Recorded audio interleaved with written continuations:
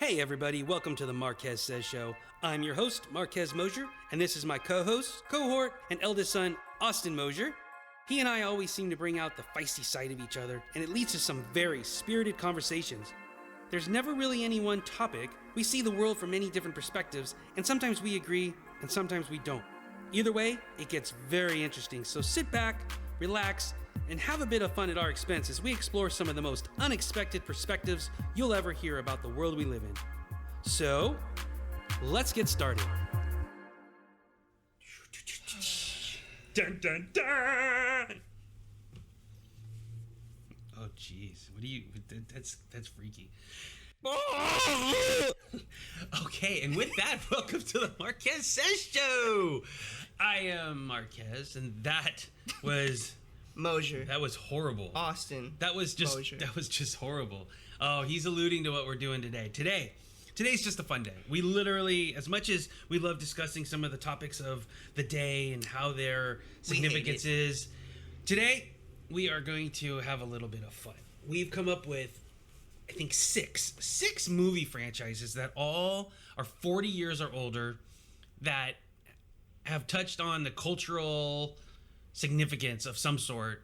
It's the most generic yet convoluted way of putting that statement.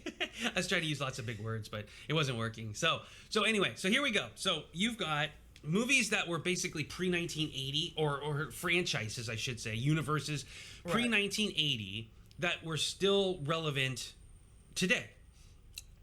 There's obviously ebbs and flows, but more or less, this can include some TV shows, a combination of TV shows, movies, etc., but they basically were pre-1980 and have stretched out in some significance, kept it going in one shape, form, or another of relevance till now. So we've got the and obvious... this isn't like a definitive list. Oh, absolutely either. not. Yeah, this is just ones that we came up with off the top of our head that mainly are movies that we've seen, we enjoy, we like, and we think that it makes a case. So obviously the first one's Star Wars, and then just to go in with that one, we'll just throw in Star Trek. Obviously it had the TV shows, and then it had some movies, etc. Right. You've got the Rocky franchise, which includes the Creed movies. So that one includes. You've got James Bond. A lot of people forget about that one. That James Bond has been around for a long time as far as this, what they call these cinema universes. Casino Royale. So okay, classic. So you've got James Bond. You got, now this is where it gets a little more fun. You got Superman. You do. Superman. You've got Batman. Yep. And you have to throw in the Muppets. Ooh. You've got the Muppets as well. So actually, if I did my math right, that's 7, huh? I believe that was actually... Batman, Superman, Muppets, James Bond, Rocky, Star Wars, Star Trek. 7. Yep. Yeah. So we've got those 7. And it's interesting because we were already, we thought this would be just a good-natured kind of thing. And just right off the bat, which one... we got to define a parameter for what we want to say. Which one? Maybe this will be an easy one. Which one is the biggest? The biggest? Yeah, just sheer size, sheer knowledge, just sheer influence. You know what I mean? Just not any particular. That's tough. I just mean honestly, sheer. Okay, as far as sheer influence, just no ability. Maybe just the fact. Just that everybody's gonna know. Everybody's aware. Just like if you made a reference of some sort. Honestly, probably Batman. I know that the obvious people would think is like, oh, Star Wars. I don't think so. I think more people are gonna be like, oh, I know Batman or that Rogues Gallery. Probably more than Star Wars. You can certainly make an argument with. And Batman's been around significantly longer. Yeah, than Star Wars. You can easily make an argument for that. I even Superman. Yeah, because Superman is the good guy and all that. And he's like the end all be all of superheroes. So you know what? That I could easily make you can make an argument for that. But I would say Star Wars though. I would say Star Wars because we don't make a lot of cultural references, although we did. There was Superman references before. Right, yeah. It's faster than a speeding bullet. You would say some of those. Batman doesn't have any particular cultural references as far as like catchphrases and things like that. I mean, you had the one for a while there where he's like, "I'm Batman." I don't. Right? Yeah. So I'm Batman is a really big one. But that's only from that's only from the 2000s. I mean, that was like no, because people were doing it with Michael Keaton's. So 1989. Right. Okay, my bad. Right. Yep. Okay. So but No, you but there get were crazy. You want to yeah, get crazy? Yeah, like I mean, this. so- But also, there's a lot of lines from The Dark Knight that people still use today, like Yeah. the whole "you either die a hero or live long enough Yeah, to see no, someone become a villain." but those stuff aren't like that. True, Are all, but they're not as known, as the Force be with you. I mean, that's almost universal. Yeah. If you go anywhere, almost any country that had access to that movie, and you say something like Star that, Wars is undeniably huge. Yoda. I mean- feel like probably more people know who Batman is than Yoda. If we were to take I think more people do know more. Yeah, I would agree. It's this is the thing. There is, I guess there's no way of obviously. There's no settling way of it, really measuring it. but it would. I think it would determine. I guess a lot of it also goes like this. I always talk about which one would Grandma know. You know what I mean? And Grandma Would know both. she would know all three. Definitely Right. Batman and Star Wars. But she would know all those franchises. Right, but she would know Star Wars more than the other two because she's probably had more of an interest to see the newer Star Wars and such than I doubt she went to go see any of the newer Batmans or Supermans. So, but I mean that's just that that what would Grandma know? You know what I mean? Out of all of them, Yeah, but one could argue that all of these entities are so much bigger than their movie franchises at this point. Actually, outside, even James Bond. I'd say James Bond is maybe the only one that's at this point still mostly just the movie franchise. But they do have the books. I don't know. Started from the books. Yeah, exactly. I don't know if new James Bond books are coming out though. Yeah, I don't know either, but it's funny because this is what kind of spurred it. We had this conversation about Rocky, obviously. That one would actually all be movies. The Marvel. I think he had a cartoon or toy characters, but anyway. But we talked about this once before when we got the whole idea of this episode or what just this topic was when you had mentioned something about Marvel Universe. Yeah. And as impressive as it is, it's relatively recent.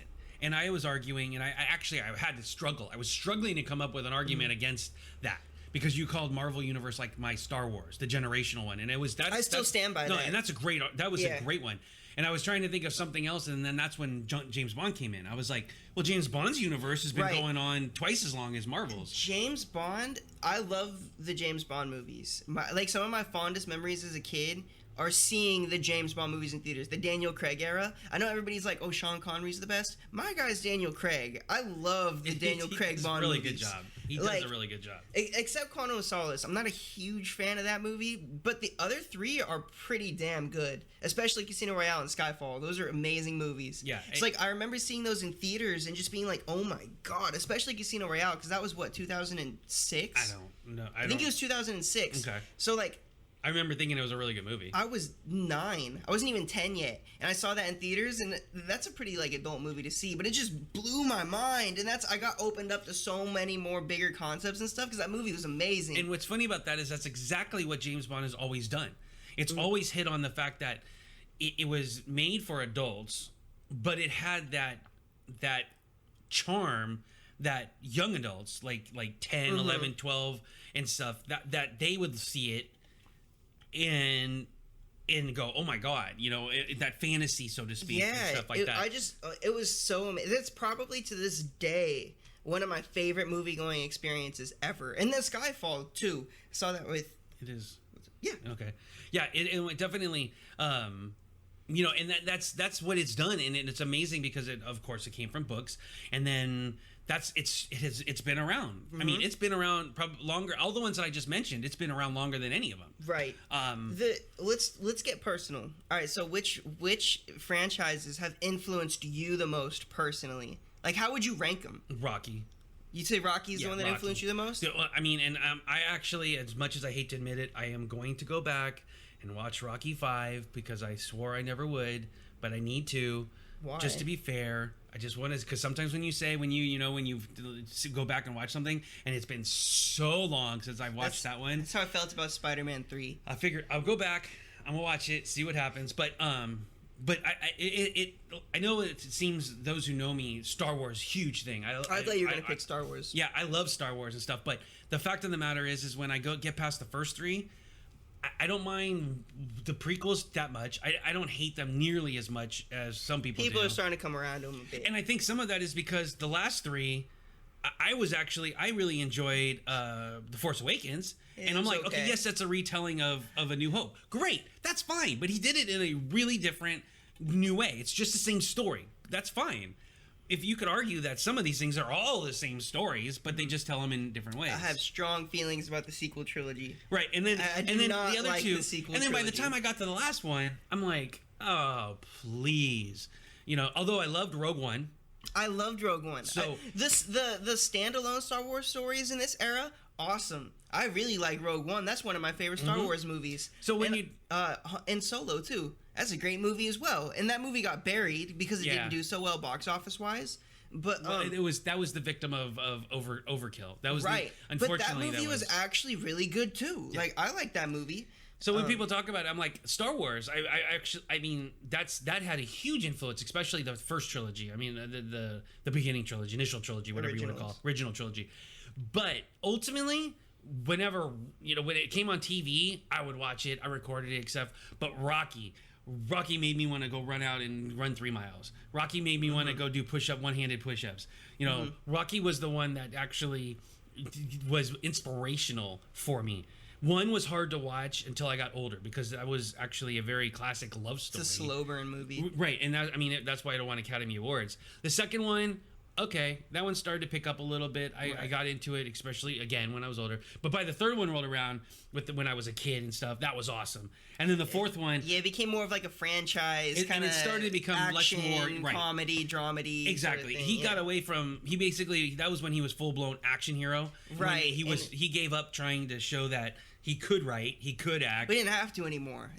He succumbed to the pressure. So in retrospect, I don't even know if I would say so much that he succumbed to the pressure. The franchise, watching the movies, it feels relatively natural. Because like the second one is significantly less serious than the first one. Absolutely, and then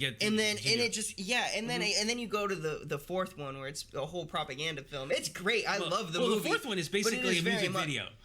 True, but it's also very anti-Cold War, not even anti-Cold War, it's like actually, pro-Cold War. It's actually it's set in the Cold War, but it's actually it is anti-Cold War in the sense that they're trying to end it. He's basically saying, if I can change and you can change, we can all change. That's true, I guess, but I mean, it does. That was the point of it at the end. Right, that was the point of it, but the movie spent it's like almost entire screen time basically buying into the Cold War. So for then at the very end, I mean, you could write a good paper about it. So and then of course it is anti-Cold and then War, the fifth one, we'll just move on. And then the sixth one, Rocky Balboa, that one has one of the greatest inspirational speeches when he's talking to his son. That was more like the first one. You know what I mean? That was just, I think a lot of people kind of were like, another one and stuff like that. But he was trying to kind of wrap it up, so to speak. Mm-hmm. That one is a great movie. People, especially when you get into the nitty gritties of it, because I guess I shouldn't say it's a great movie overall, but the specific instances and stuff of it are awesome. And then now you have the Creed. So yes, Creed movies are really good. This is why I say Rocky would be my personal one. That's the one that I would say has had the most influence, and the one, if I had to pick one of these to probably pick in just like on a desert island with just the DVD player and stuff, that would be it. Yeah, I agree. Or as far as the island over Star Wars, I'd pick Rocky as well. Yeah, it just one of the criteria I was thinking about was individually each movie or whatever you have, what one would I like to enjoy the most, and or I mean, which ones would I say yay or nay on individually, and almost to a T, except for the fifth one, I'd say yes. With Rocky, even the first two, even though they were slower and a little bit more difficult, it would be I would watch that. Yeah, I would watch that. Yeah, I'd watch that. But with the Star Wars ones, as much as I would watch them, I will watch them over and over again. I don't know if I would only do it for a third of them. To be honest, I don't know if I would say for every single one. Like it'd be like, well, no. And so I started thinking, well, what percentage do I choose of each one? Mm-hmm. And then that brings you to like the Superman, Batman, or actually, I take that back. That would be more now to Star Trek, because Star Trek is one of those ones where, you had the TV show, which was groundbreaking, et cetera, but the first movie, the first Star Trek was horrible. I mean, I don't even think I've seen it. I haven't really seen the Star Trek movies. The only Star Trek movie I saw was when you showed us, was it Wrath of Khan? Yeah, I think so. I'd seen the only Star. Yep. Oh, and then the new ones. I saw the new ones. Of course, right. Yeah, but I haven't the originals. See, and that's the thing. The first Star Trek movie was just really hard. Then the second, I think, was Wrath of Khan. Then they started to get it down, where it was kind of like, okay, and then they went on to all these other funny ones. You know, when the Earth. Anyway, they went on to a franchise, and then of course you had New Generation. Was it? New Generation, yeah, whatever, yeah. You know, and all those ones and stuff. So it's hard to argue that. I mean, I guess in hindsight now, for sure. I was gonna say Star Trek could be something that may very well be something that if you went everywhere, somebody has a Star Trek story. I'm sure. Yeah, definitely. But I think if it comes down to it, even in today's day and age, if somebody's gonna be like, "We'll pick your sci-fi franchise," they're gonna pick Star Wars. Oh, people. You know what?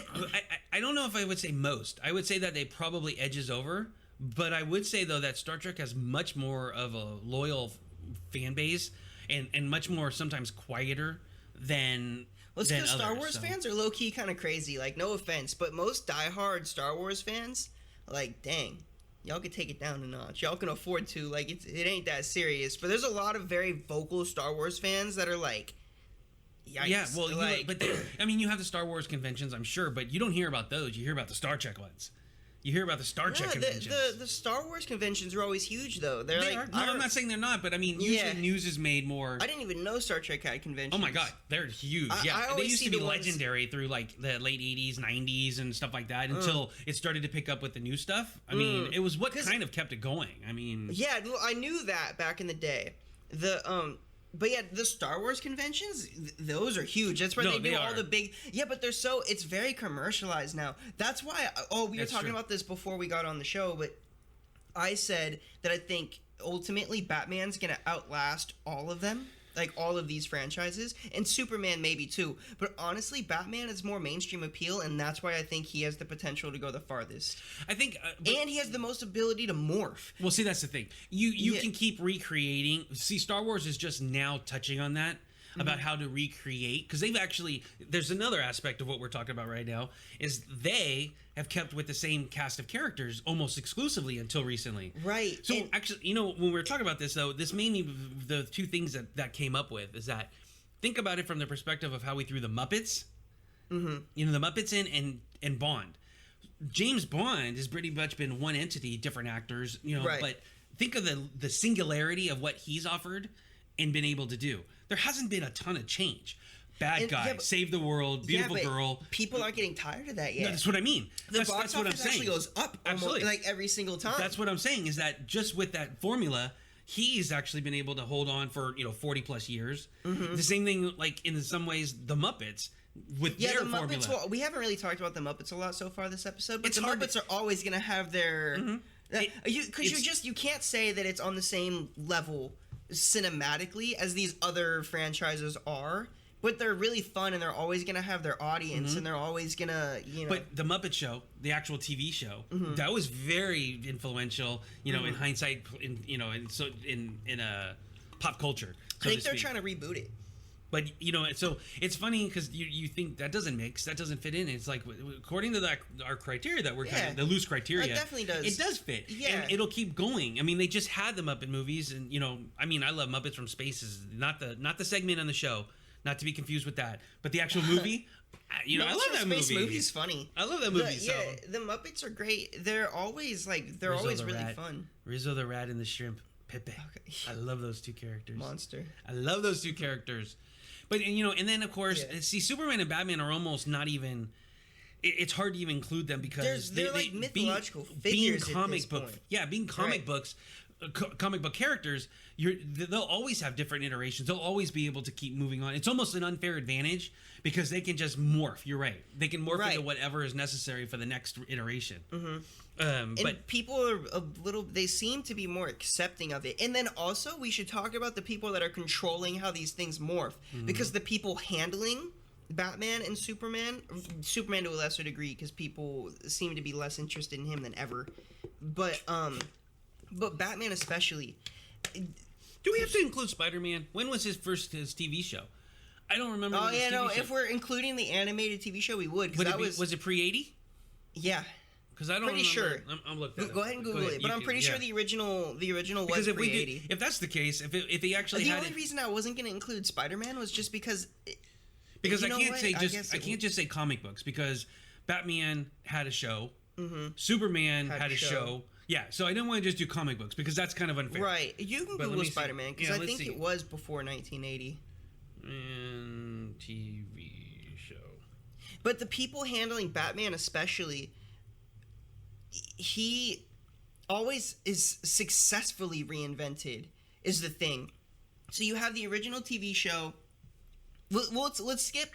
You know, I think Let's it skip was. ahead to the 60s. I think it was. I think he actually did. I'm pretty sure it was too. 1967. Actually. Yeah, the cartoon's old. Yeah, 67 to 70, and then and then 81 is when it became. That's true. See, So we could actually. That's the one. Spider-Man is Amazing Friends is what I was thinking of. Right. But that was 81. We could probably include the X-Men too.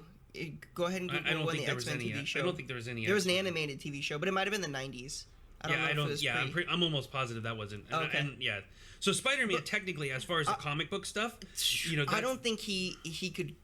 Well, I don't know. The Raimi trilogy was one of the highest grossing things. Well, see, we could throw it in there in this list as far as it matches the criteria. But when we talk about its significance and stuff like that, you can see that it's just way down the list. I mean, right. And if we're gonna talk about the superhero franchises, although it's not 40 years, the X-Men franchise was more influential than the Spider-Man one when it comes to cinematic.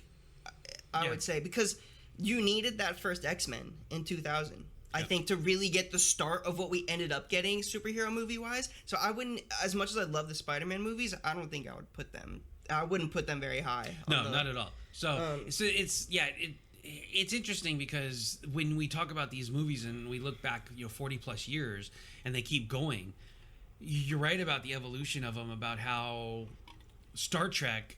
I'm trying to think of which one. They is had a the successful most reinvention. The most dramatic. I was trying to think of what was the most dramatic of all of them, and I would have to think it was Star Trek With Abrams. Just overall. I mean, from where it started to those movies, to the new gen, to the TV shows, in the 90s and 2000s, and then the new movies and stuff. I think there's just so many different eras. Yeah, right. Because Batman, while it did have some different ones, Batman through the 80s, 90s was very similar to the comic books to a degree. Well, it depended. That was the thing. The comics always evolved too. So you had campy. Well, at first it was very dark. It was a dark comic book, and then it got a little bit more campy when the Adam West and all that stuff came in. But that was still hugely successful. Yeah. And then, it started to get a little bit more darker after the TV show ended in the comic books, which then birthed the Michael Keaton and Tim Burton Batmans. They did their thing. Got a little too dark. Best Batman ever. I can't pick. It's hard. I'd probably have to go with Bale just because I feel like he did everything the best as a whole rounded picture. But Keaton was really damn good too. Keaton had less to do though than Bale did. True. Like significantly less to do than Bale did. And then you're gonna hate me, but honestly, Affleck's Batman is great, and he's a great Batman. Yes. Cue the no.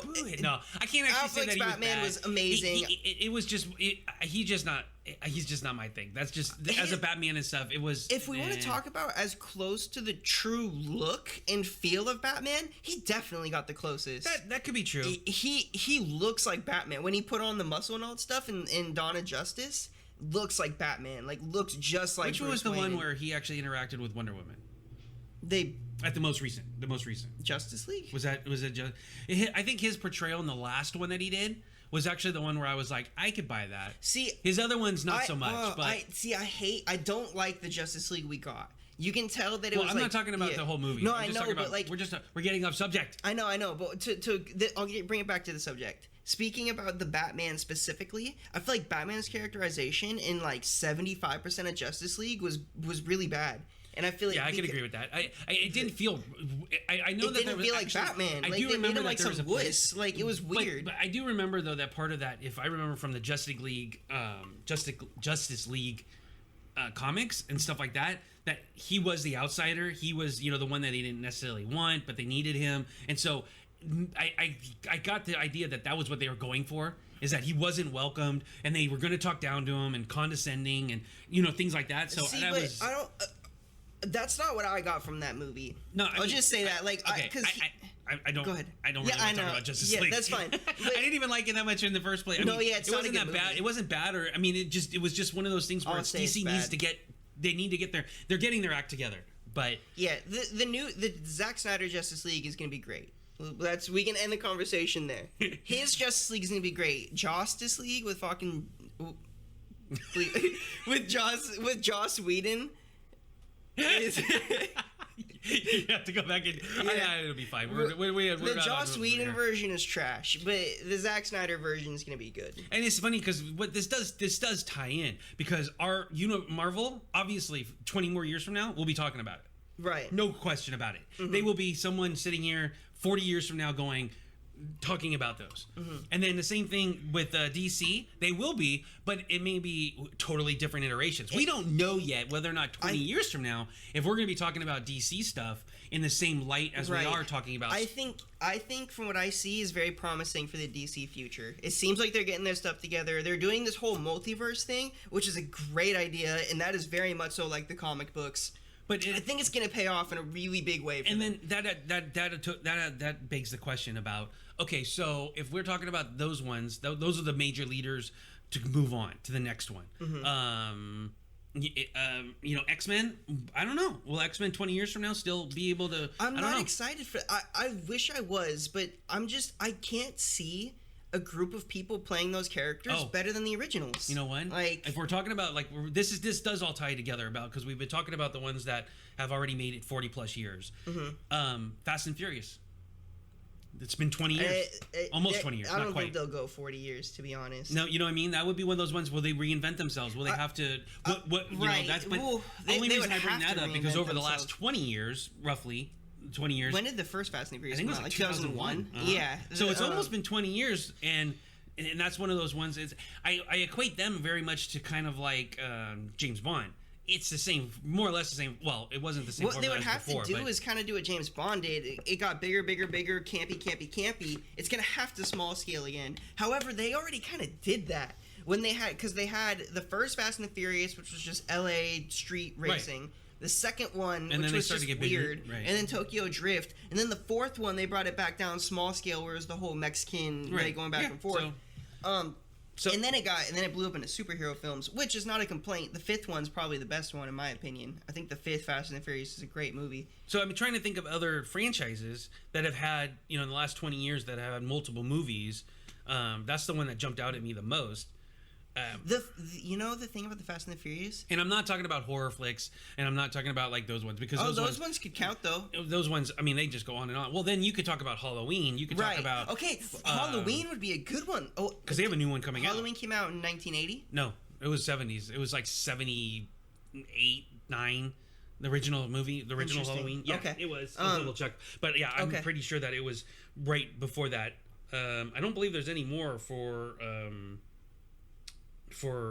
all the other slasher ones. No, yeah, because Friday the 13th, Hills Have Eyes, maybe. But it hasn't lasted. There hasn't been. Right. I wouldn't call it a franchise. Right. That's why. 78. Oh, okay. That was gonna be my other guess. Yep, okay. 78. But the Halloween movies though, those are a good one. I mean, we've got people super upset that the next Halloween movie just got delayed like a whole year.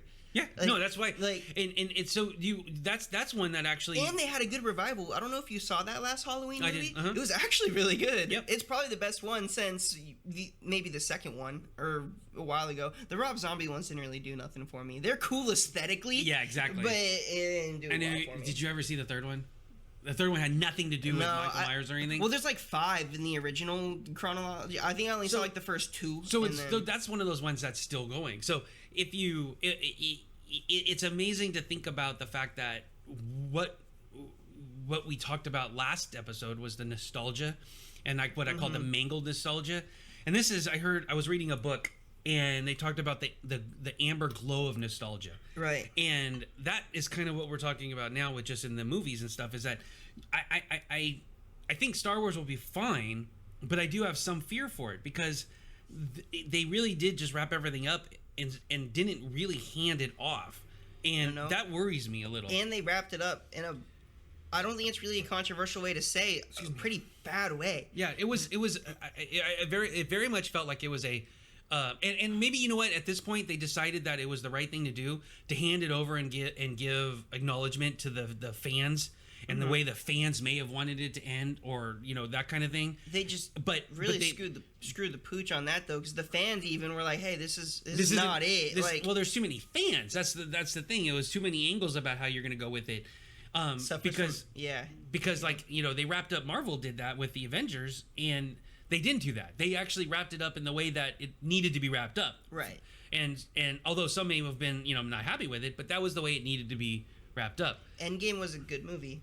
I'll defend that to the end. Endgame was a very good movie. And then you go with the other ones, that's why the different criteria. The Muppets don't ever have to be wrapped up. Nope. James Bond really doesn't have to be wrapped up until they decide that we're no longer doing any more movies. And then it's easy. You just kill him.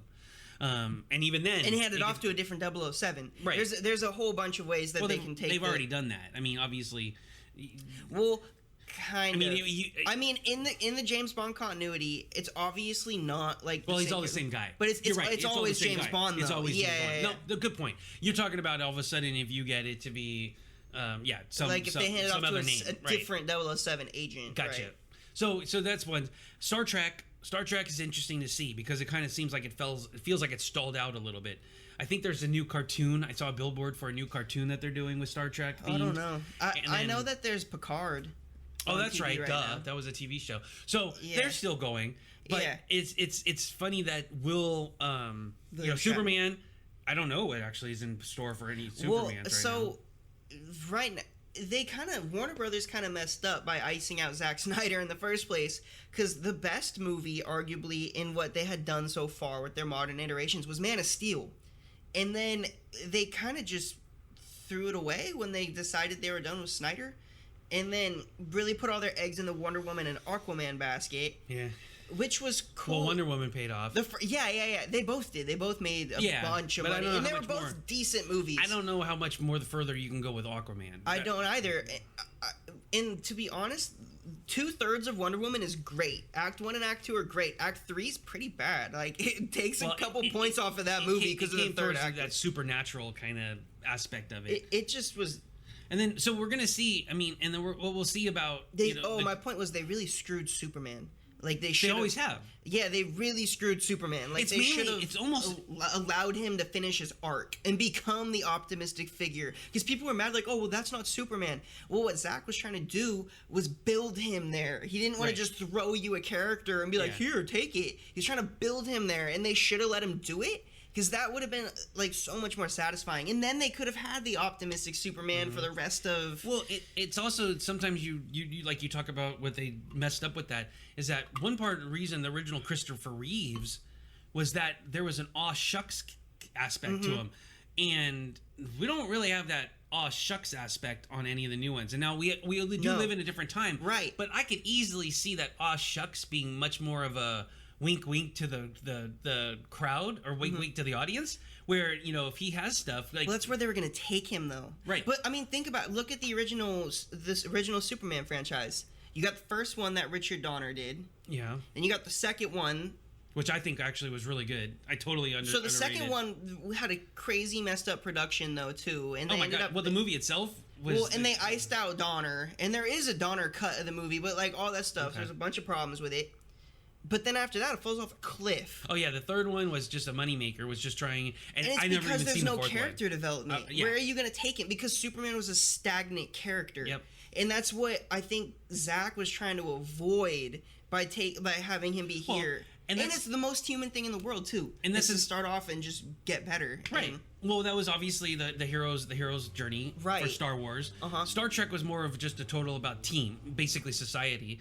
But that was what you just mentioned about arc and stuff. Is like, well, that's one of the reasons why if you look at Rocky, I mean, Rocky's that's all about. That's why his franchise is so satisfying to watch. And then this is why I think Batman will edge out Superman. is Batman has never had these big, huge stalls No. that like some of these other characters. Even the really bad movies. I don't know. The one thing I would argue there is that I don't know if I obviously know if it's fair to take the comic book characters and then be able to put them up against the real quote unquote real world characters. Yeah, it's not quite fair. It's just because you can just the simplicity of being able to say I just wrote a new episode or first edition for a whole nother section of Batman, and then there you go. You can run with that. It's like True. you can't do that with like Rocky. Well, let's just say with James Bond. I mean, James Bond has been up there fighting with the top dogs forever. Yeah, he was back in the 60s. Right, and he came from a book. So he's not a superhero, but he has book that was already written. It was not that someone could go back and rewrite a whole nother James Bond. I mean, you could. Don't get. I mean, of course you could. You know what? But like franchise comic books we overlooked. What? Sherlock Holmes. They've been a franchise around for forever. Well, I don't know anything about. Was there any TV shows or movies before 1980? Oh well, I take that. Yeah. I'm sorry. That was a very ignorant statement. I am not talking about. I'm talking about maybe quote unquote bigger American ones, because I guarantee you there was English. There was absolutely. I guarantee it, and that's just something. And Bond was English. It started in English. I know. So I just meant our criteria, but I take that back. That's just something that I have absolutely no knowledge of. But you're absolutely right. No, they did. Yeah. We could just take it for granted that they did. Yeah. That and the absolutely. books too would count as the franchise technically, so it would fall in our criteria. Yeah. So absolutely. So. We didn't even take them into account. I think that one becomes almost one of those similar to James Bond in the sense that they're timeless. Mm-hmm. That they can be adapted, or actually the fact that they have been adapted in various different mediums, and the fact that they take place actually in history is one of those things that makes it timeless. Right. So yes, you're absolutely right about that. I didn't even think about them. We could make it an even 8 if we threw Sherlock Holmes in there. Well, actually, I think we've realized that there's probably some that we're missing. But then again, Sherlock Holmes. If we had this conversation in England, it would be totally different. They would have their own. That was my next point. Was if we have this conversation in England, James Bond's probably dominating a lot of this talk. Yeah. And there's probably other ones that we don't even know. Because Bond is so huge internationally. Yeah. It's one of those interesting franchises that makes more money outside of the U.S. consistently. And it's actually one of the only big franchises that I can think of that opens in England first. Because they open in England a whole week before they do in the Americas. Or I think anywhere else. And I can't... Tenet is about to do that. Yeah, no, we're not going there. Because I know you have your. I'm sorry. But yeah, that's one of those things. Or by the way, just not necessarily Tenet, but Christopher Nolan. While everybody does appreciate him, he is now starting to rise to the levels of like our generation, your generation's one of the Spielbergs and stuff, which he probably deserves. I don't. Yeah. But I think his films are more complicated than Spielberg's for hindsight sure. will ultimately tell, but it seems like he's just about cemented his place and being able to say, hey, I deserve to be in that conversation. I think the two to go off on that real quick, I think the two directors that are solidified at this point from this generation are Tarantino and Nolan. And I don't know if there's I'm sure there are others that will eventually. Yeah, that are working but that can already be said as completely solidified. And you know what I would say? Tarantino and I think you could throw JJ in there, but for different reasons. Not necessarily great director, but just someone who can make a solid movie. Maybe. Because he does. He can make a solid movie. He's got to be careful because he's approaching that territory where he's made more bad movies than good movies. But he's getting there. You would argue, though, if you're talking about box office flops, or you just talking about bad movies. No, I mean quality. In both. See, I don't know. See, that's subjective. That's why it's subjective. Because any of those crazy big directors, they didn't have more bad movies than good movies. No, but they also didn't have the opportunity to make as many as the guys do now, either. I don't know. Spielberg turned out a lot of movies. Yeah, he did. Like a lot of movies. And I think a big part of that comes to the brain trust that was around him, that he ran with, the crew that he ran with. But Abrams is trying to surround himself with a lot of those same people. Yeah, he's trying to learn from him. I'm just saying that I think that he could be. He's not. He would be one of those ones that's not necessarily the same level per se, but that I think my beef with Abrams, and I've always said it, is he tries way too hard to be other people. At least that's the vibe I get from him. He wants to be Spielberg so bad. Which is so funny that I think he should embrace that, where he could actually take that and go, I am actually paying homage by doing these things, and quit trying to be yourself. I mean, what you are is actually able to take whatever other people have done and turn it on its ear to make it enjoyable again. Any of the big guys, became the big guys and solidified their legacies by being themselves. That's why I don't think to a Abrams degree. will ever. And that may be true, but you know what? Some things we miss, and I think it may be an age thing for both of us, is that when you see the histories of like what Lucas and Kubrick and Spielberg and those guys say, they always talk about that they were basically copying those who came before them, and the ones that came before them we don't know about. We just don't know as much about those guys. They weren't as big, like. But they were more so influenced. Lucas did take a lot from other people. Spielberg did as well, but Spielberg also had his own spin on things. Yeah. He was able to take these, relatively dramatic projects and make them blockbusters. Does that have any effect on why what the ones now, the franchises now, the lack of, say, that pool of directors and producers? Think that's gonna have? I mean, that's affecting. I definitely think so. Oh, you know who? Because you talk about the Russo brothers. They have their own kind of voice. Well, and what about Bruckheimer? I think it's his name, right? Bruckheimer? Yeah. He's been around for... he's a producer, though. It's not as a producer. Right. 30 plus years of turning out movies Probably of all sorts. That. Yeah, of all sorts. And then who... why was I was just thinking about... Not... Bay. Michael Bay. Not that I'm going to say he's a great director, but I meant how much he has a singular voice, though. He has his fingerprint on some of the biggest movies of the last 20, 30 years. Right. 20 years. 20 years. 20 years. And he has a voice, and he very much so, when it's a Michael Bay movie, it's a Michael Bay movie. See, so that comes back to the original topic that we were talking about. When we talk about those original ones, those 8, let me see if I can go through 7. Well, you were going to throw the Spider-Man in, if you wanted to. If we don't, I don't think it's worth it. If we go back to Star Trek, Star Wars, Rocky, James Bond, Muppets, Batman, and Superman.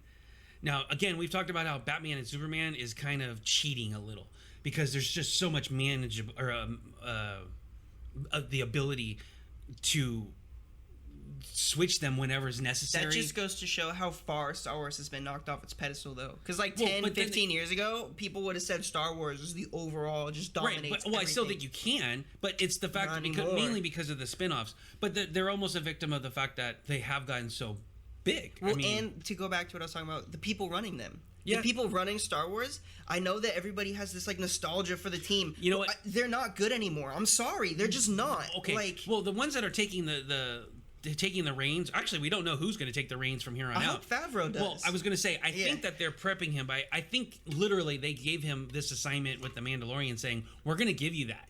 If you make that work, then you're right. Kathleen Kennedy, since she's the head main. And The Mandalorian is the best Star Wars story. It's up for there an with Emmy. That's good. It actually got an Emmy nomination. That's good. It's up there with Rogue One, and it's probably better than Rogue One. So I think that was the way of them saying that, okay, we have to hand this off to somebody. And I think that was the testing ground to go, because they got burned with Ryan Johnson. Although he's amazing. Right, I've changed my tune where I was like originally. I mean, the movie itself, I'm not necessarily changed my tune, but I do understand where he was going with it. Mm-hmm.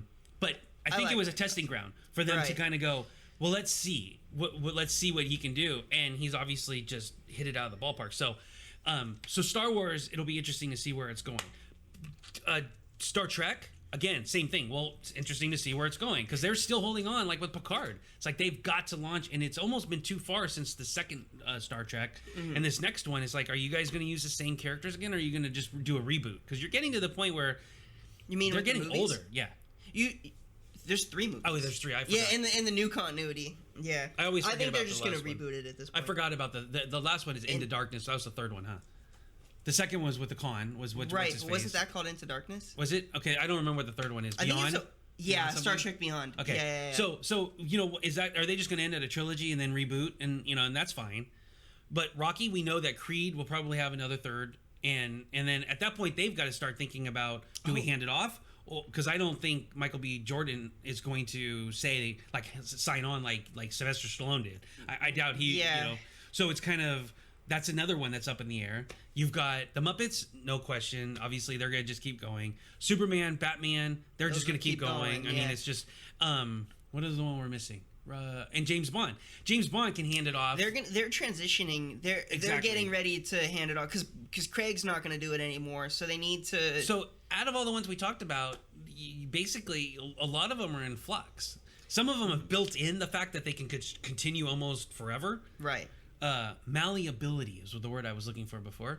Being able to just, their characters and the stories. But some of these other ones, they may or may not have run their course. And, it'll be interesting I think they'll all be reinvented. We'll see how successfully some of them do. So join us 20 years from now. Right. Okay. All right. Before we sign off. Okay. Rank them definitively. Oh God, I don't think we could. I can. Okay. I have my ranking. Okay, what's the criteria? What I mean, just personal favorite. Oh, just personal favorites? Yeah. I actually, even under personal favorites, I'd have different criteria, like memories, family memories versus my own memories, stuff like that. What comes to mind real quick? I think I'd probably go with. Oh, I think I'll go with Rockies. I think I will first. Star Wars second.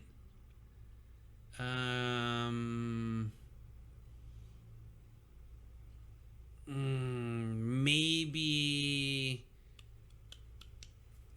I really love The Dark Knight.